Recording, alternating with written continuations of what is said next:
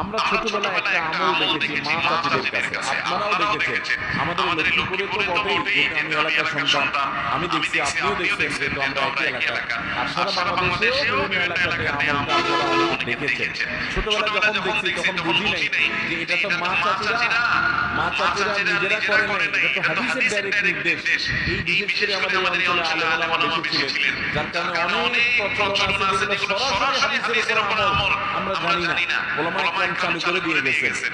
কিন্তু সেগুলো আজ হারিয়ে গেছে সমাজ থেকে।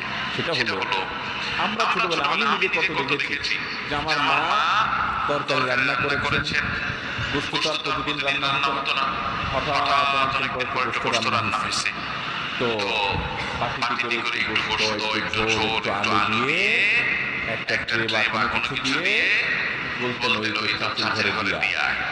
আপনারা এই কালচার দেখছেন? দেখেন নাই?